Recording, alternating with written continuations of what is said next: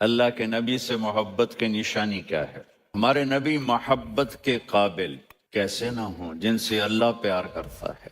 والضحیٰ واللیل اذا سجا ما ودعک ربک وما قلی وللآخرۃ خیر لک من الاولی ولسوف یعطیک ربک فترضی۔ اس میں ایک تو ترجمہ ہے والضحیٰ روشنی کی قسم، واللیل اذا سجا جب رات چھا جائے اس کی قسم، ما ودعک ربک وما قلی آپ کے رب نے آپ کو چھوڑا نہیں اور آپ کا رب آپ پہ ناراض نہیں۔ قلا ناراض، کاف نہیں ملایا، ما ودعک ربک وما قلاک یہ ہونا چاہیے تھا، لیکن وہاں کاف کو ہٹا دیا کہ ناراضگی کے لفظ کے ساتھ اپنے نبی کے نام کو نہیں جوڑا۔ یہ تو اللہ کا اعزاز اور اکرام ہے۔ امام راضی تفسیر کے کنگ ہیں، ان کے دو ترجمے بتاتا ہوں۔ والضحیٰ میرے محبوب آپ کے روشن علم کی قسم، واللیل اذا سجا آپ کی چادر کی قسم، کالی چادر کی قسم جس میں آپ اپنے گناہ گاروں کو چھپا لیں گے۔ تیسرا ترجمہ، یہ امام راضی کی بات ہے اس لیے میں آرام سے کہہ رہا ہوں۔ والضحیٰ یہ مجھے سب سے پسند ہے جو اب میں کہنے لگا ہوں۔ والضحیٰ میرے محبوب آپ کے خوبصورت چہرے کی قسم، واللیل اذا سجا آپ کی سیاہ زلفوں کی قسم، آپ کے سیاہ پھیلے ہوئے بالوں کی قسم۔ بھلا آپ کا رب آپ کو چھوڑ سکتا ہے؟ بھلا آپ کا رب آپ پہ ناراض ہو سکتا ہے؟ یہ ہرگز نہیں۔ الم یجد کا ہاں، وللآخرۃ خیر لک من الاولی یہ دنیا جانے والی ہے، آخرت باقی ہے۔ آپ نے فرمایا انا سید ولد آدم یوم القیامہ ولا فخر، قیامت کا دن دیکھو گے سرداری میرے ہاتھ میں ہوگی۔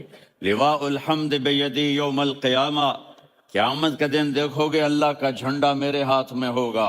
انا خطیبہم اذا انصتوا لوگ خاموش ہوں گے میں بولوں گا۔ انا قائدہم اذا وفدوا لوگ چلیں گے میں لیڈ کروں گا۔ انا شافعہم اذا حبسوا قدم رک جائیں گے میں شفاعت کروں گا۔ انا مبشرہم اذا ایسوا وہ نا امید ہوں گے میں خوشخبریاں سناؤں گا۔ مفاتیح الجنت بیدی یوم القیامہ جنت کی چابی قیامت کے دن میرے ہاتھ میں ہوگی۔ یطوف علی الف خادم کانہم لؤلؤ مکنون چالی میرے گرد 1000 جنت کے خدام کھڑے ہوں گے میدان محشر میں۔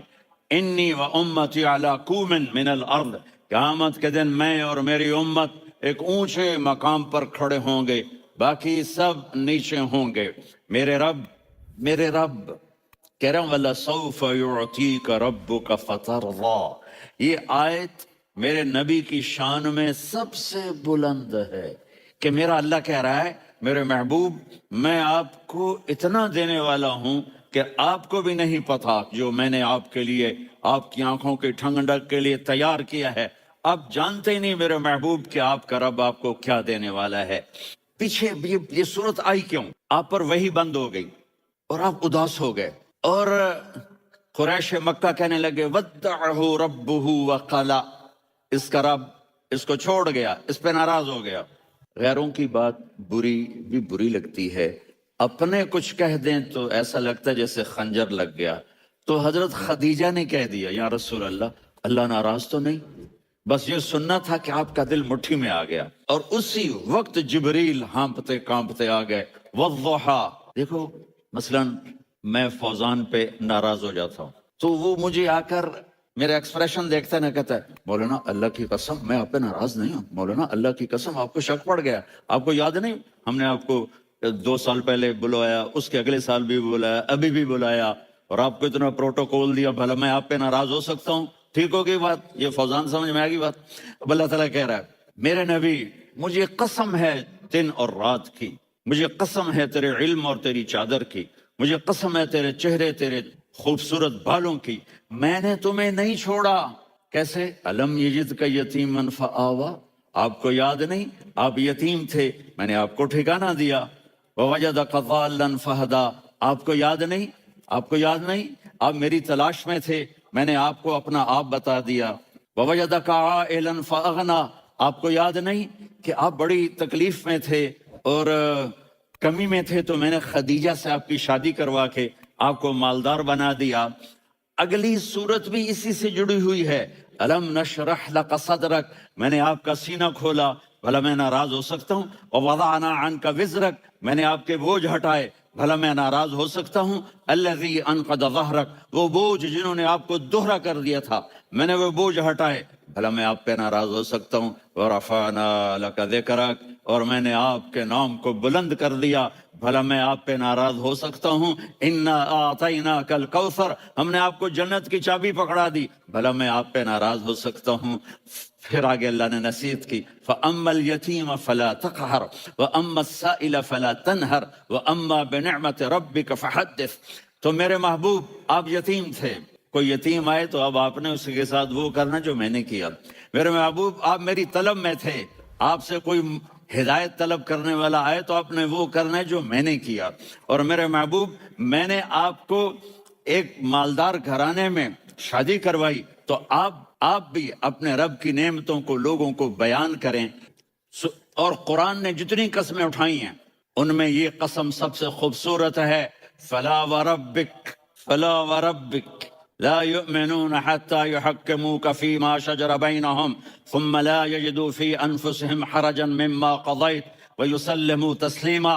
اے میرے محبوب مجھے آپ کے رب کی قسم، اللہ میرے نبی کا رب ہے، اللہ ہم سب کا رب ہے، اللہ اپنے حبیب سے فرما رہے ہیں مجھے آپ کے رب کی قسم۔ تو لگتا یوں ہے کہ قسم اٹھانے والا رب کوئی اور ہے اور رب محمد کوئی اور ہے۔ فلا وربک، مجھے آپ کے رب کی قسم۔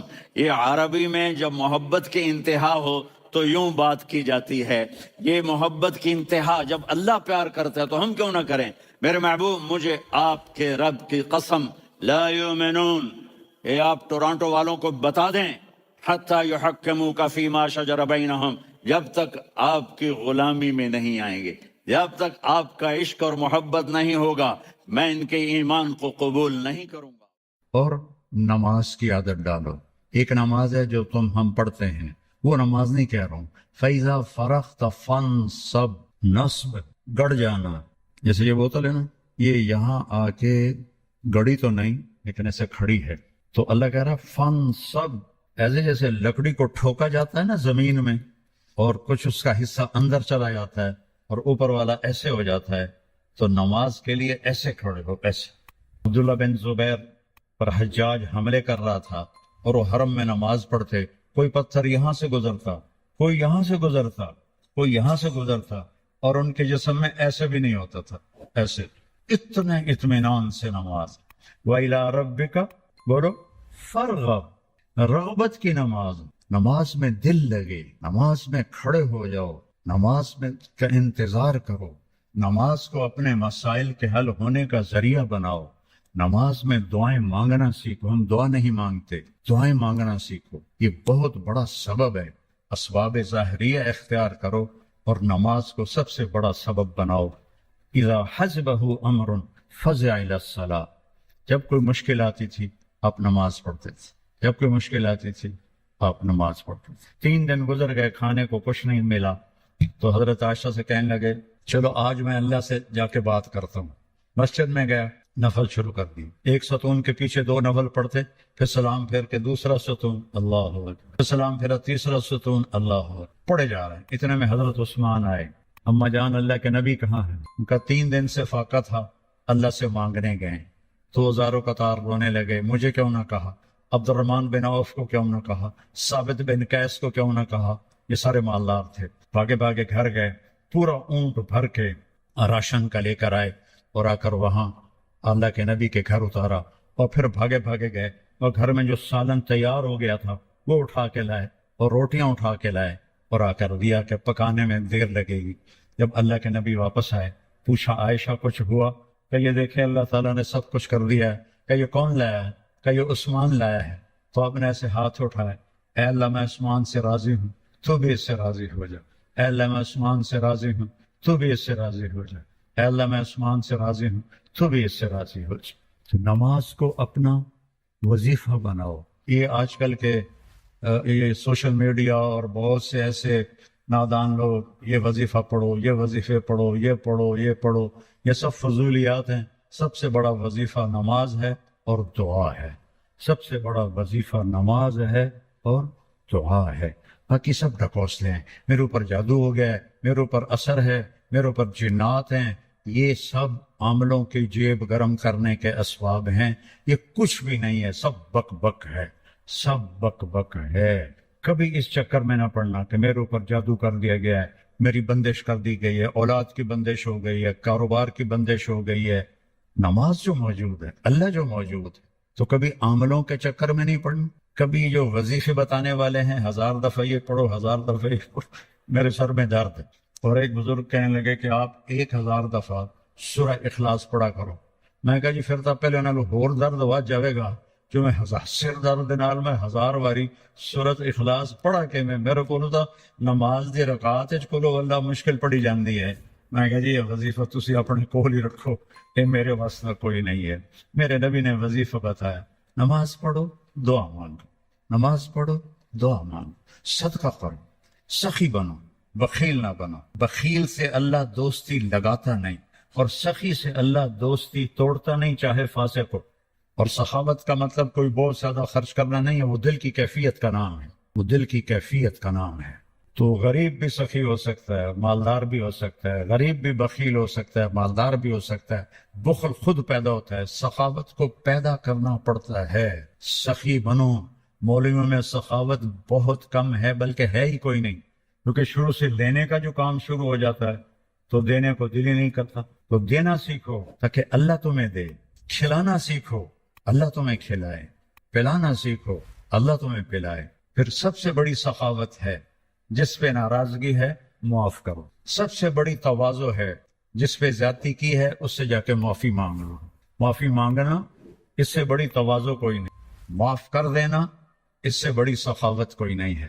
اور اللہ کو سخی سے پیار ہے، وہ فاسق ہی کیوں نہ ہو۔ سامری نے بچڑے کی پوجا کروائی، اللہ نے کہا ان سب کو قتل کرو، وہ قتل ہو گئے۔ سامری نے پکڑا ہوا آ گیا، اللہ نے کہا موسیٰ سامری کو چھوڑ دے۔ کہ یا اللہ وہ بدبخت تو سب کو بچڑے کی پوجا پہ لگانے والا۔ اللہ نے کہا سخی ہے، سخی کو قتل کرنا مجھے اچھا نہیں لگتا، یہ آپ ہی مر جائے گا۔ وہ بخار میں مر گیا۔ تو سخاوت ایسی چیز ہے جو کفر و نفاق میں بھی کام دے جاتی ہے۔ بیٹا سخی بنو۔ اور ایک سخاوت بتائیے جس پہ کوئی پیسے نہیں لگتے، معاف کرنا سیکھ، معاف کرنا سیکھ، درگزر کرنا سیکھ، اپنی کوتاہی کا کھل کے اعتراف۔ جو معافی مانگنے آئے اس کے آگے منہ نہ بناؤ، اسے فوراً اپنے سینے سے لگاؤ۔ الا تحبون ان یغفر اللہ لکم، معاف کرنا سیکھو، معافی مانگنا سیکھو۔ اور نوافل میں تہجد کا اہتمام کا، یہ شعار الصالحین ہے۔ آپ نوجوان ہو تو آپ 70 سے بھی آگے چلے گئے۔ تہجد کا اہتمام کا، نوافل۔ اس سر درد میں، اس سر درد میں میرے نفل کبھی چھوٹتے ہیں، ورنہ 40-50 نفل روزانہ پڑھتا ہوں۔ میری تہجد قضا نہیں ہوتی سوائے شدید تکلیف کے۔ پچھلے 30-35 سال سے اللہ نے مجھے تہجد کا پابند کیا ہوا ہے۔ یہ میں تم میری اولاد ہو، تمہیں ترغیب کے لیے سنا رہا ہوں، کوئی اپنی بزرگی نہیں جتا رہا ہوں، کہ تمہیں پتہ چلے کہ بیماری میں بھی اگر اہتمام ہو سکتا ہے تو اس جوانی میں کیوں نہیں ہو سکتا۔ جلدی سو، جلدی اٹھ، اس موبائل پہ کھیلنا چھوڑ دو، یہ تمہارا بہت وقت ضائع کرتا ہے۔ اس موبائل سے کھیلنا چھوڑ دو، اس کو دیکھنا چھوڑ دو، وہ وقت مطالعے پہ لگاؤ، تلاوت پہ لگاؤ، ذکر پہ لگاؤ، تسبیح پہ لگاؤ، لوگوں کی خدمت پہ لگاؤ۔ اس نے بہت نقصان پہنچا ہے، خاص طور پر جب تم ماں باپ کے ساتھ بیٹھو، بیوی کے ساتھ بیٹھو، بچوں کے ساتھ بیٹھو، اسے بند کر کے بیٹھو تو تمہیں اس کا بہت نفع ہوگا۔ دنیا بنانے سے 1000 سال پہلے سورہ یاسین پڑھی۔ دنیا کو بنے ہوئے کتنے سال ہوئے ہیں؟ یہ سائنسدانوں کی بات ہے، 25 سے 30 ارب سال ہو رہے ہیں۔ اسی کو ہم صحیح مانتے ہیں چونکہ ہمارے پاس بھی کوئی اور ایسا ثبوت نہیں ہے۔ تو 25 سے 30 ارب سال سے یہ کائنات بنی ہے۔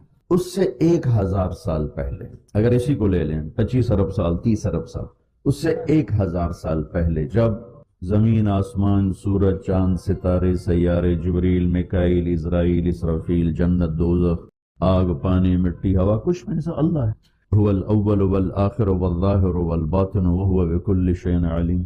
تو اب سورہ یاسین شروع کیسے ہوتی ہے؟ سورہ یاسین کو قرآن کا دل کہا جاتا ہے، دل نکال دو تو آدمی ختم ہو جاتا ہے۔ سورہ یاسین کو قرآن کا دل کیوں کہا جاتا ہے؟ صرف پہلی 3 سطروں کی وجہ سے، پہلی 3 سطروں کی وجہ، کیونکہ یہ پہلی 3 سطروں کا جو مضمون ہے پورے قرآن میں اور کہیں بھی نہیں ہے، صرف یہی ہے۔ اگلی ساری سورہ یاسین اور باقی قرآن ایک جیسا ہی ہے، وہی احکام ہے، وہی حلال حرام۔ ایک حدیث اور سناتا ہوں، پھر یہ میری بات اور واضح ہو جائے گی۔ میرے نبی نے فرمایا، میرے اللہ نے میرے 10 نام رکھے، جس سے پیار ہوتا ہے نا اس کو آدمی کئی ناموں سے پکارتا ہے۔ جیسے ماں چھوٹے بچے کو کبھی لال کہتی ہے، کبھی پھول کہتی ہے، کبھی مکھن کہتی ہے، کبھی پیڑا کہتی ہے، تو وہ محبت زیادہ ہوتی ہے تو صرف اسلم کہنے سے وہ محبت پوری نہیں ہوتی، تو پھر اس کو کئی نام دیتی ہے، مختلف نام دیتی۔ تو میرے نبی نے کہا میرے اللہ نے میرے 10 نام رکھے، میں محمد، احمد، ماحی، حاشر، عاقب، فاتح، خاتم، ابو القاسم، طہ، یاسین۔ یاسین میری بات ذہن میں رہے گی، یاسین ٹھیک میرے نبی کا نام ہے، طہ میرے نبی کا نام ہے، یاسین۔ اس کے علاوہ مزمل، مدثر، شاہد، مبشر، نذیر، داعی اللہ، سراج منیر، عزیز، حریص، رؤوف، رحیم، رحمت للعالمین، بشیر و نذیر، یہ سب قرآن پاک میں نام ہیں جو میرے نبی کو اللہ تعالیٰ نے عطا فرمائے۔ اس میں ایک نام ہے یاسین۔ اب زمین آسمان بنے نہیں، اس سے 1000 سال پہلے میرا اللہ یوں کہہ رہا ہے یاسین، میرا نبی کا نام ہے یاسین والقرآن الحکیم انک لمن المرسلین۔ یاسین مجھے قرآن حکیم کی قسم آپ میرے رسول ہیں۔ کوئی سامنے کھڑا ہوا ہے، موجود ہے، اگر کوئی سامنے نہ ہو اور صرف خبر دی جائے کہ ایک میرے رسول آنے والے ہیں، پھر قرآن ہوتا یاسین والقرآن الحکیم انہو لمن المرسلین، وہ ایک آئے گا، وہ میرا رسول ہے، وہ آ چکا ہے، وہ سامنے ہے، اور اللہ ان کو دیکھ کے کہہ رہے ہیں انک لمن المرسلین، آپ میرے عالی شان رسول ہیں، علی صراط مستقیم، اور آپ سیدھے راستے پر ہیں۔ یہ 3 جملے ہیں جو قرآن کا دل بنا رہے ہیں سورہ یاسین کو، کیونکہ رسالت نکال دو تو پیچھے تو کفر ہی کفر۔ تو اس ہستی کو وجود بخشا جسے سب سے زیادہ پیار کیا۔ جب آدم علیہ السلام اور اماں جان کا نکاح ہوا جنت میں حوا علیہ السلام، تو اللہ تعالیٰ نے فرمایا کہ آدم اپنی بیگم کو مہر ادا کرو۔ مہر اس وقت سے چلا، تو انہوں نے پوچھا کیا مہر ادا کروں؟ تو اللہ تعالیٰ نے فرمایا کہ تیری نسل میں میرا آخری نبی آنے والا ہے، اس پہ ایک دفعہ درود شریف پڑھ دو، یہی اس کا مہر، یہ تیری بیگم کا مہر ہے کہ میرے محبوب پہ ایک دفعہ درود پڑھ دے، بس یہ مہر ہے۔ تو آدم علیہ السلام بھی سوچ میں پڑ گئے کہ یہ کون ہے جو میری نسل میں ہے اور مجھے اس پہ درود پڑھنے کا حکم دیا جا رہا۔ یہ ہمارے اوپر اللہ کا احسان ہوا کہ اس نے ہمیں ایک عالی شان نبی کا امتی بنایا۔ سب کی نبوت آئی اور چلی گئی، آئی اور چلی گئی، آئی اور چلی گئی۔ یہ جو ڈی پی او ہے، ڈی سی او ہے، آتا ہے، اس کی نیم پلیٹ لگتی ہے، جب وہ اس کا ٹرانسفر ہوتا ہے تو نئی پلیٹ لگ جاتی ہے۔ آپ معراج پہ تھے، اللہ سے بات کر رہے تھے کہ یا اللہ، آپ نے ابراہیم علیہ السلام کو خلیل بنایا، موسیٰ علیہ السلام کو کلیم بنایا، داؤد علیہ السلام کو لوہا نرم کر کے دیا، سلیمان علیہ السلام کو ہوا تابع کر کے دی، عیسیٰ علیہ السلام کو مردے زندہ کرنے کا معجزہ دیا، میرے لیے کیا ہے؟ فماذا جعلت لی؟ تو اللہ تعالیٰ نے کہا میرے محبوب اولیس قد اعطیتک افضل من ذلک کلہ، میں نے آپ کو وہ دیا جو کسی کو بھی نہیں دیا، آپ کو میں نے وہ دیا ہے جو کسی کو نہیں دیا۔ یہ لوگ کیا ہے کہ تیرا میرا نام اکٹھا ہو گیا ہے، جدا نہیں ہو سکتا۔ لا الہ الا اللہ کے ساتھ آدم رسول اللہ بھی لگا، لا الہ الا اللہ کے ساتھ نوح رسول اللہ بھی لگا، ابراہیم بھی لگا، اور اسماعیل بھی، اور اسحاق بھی، یعقوب بھی، یوسف بھی، موسیٰ بھی، ہارون بھی، یوشع بھی، یونس بھی، یحییٰ بھی، زکریا بھی، داود بھی، سلیمان بھی، سارے نا پر جیسے ٹرانسفر ہو گیا، چلو جی پلیٹ بدلو، نیا آ گیا، ٹرانسفر ہو گیا، چلو بھائی پلیٹ بدلو، نیا آ گیا۔ اللہ نے کہا میرے محبوب، یہ جو میں نے اپنے نام کے ساتھ تیرا نام جوڑا ہے نا، اسے قیامت کا دھماکہ بھی نہیں جدا کر سکے۔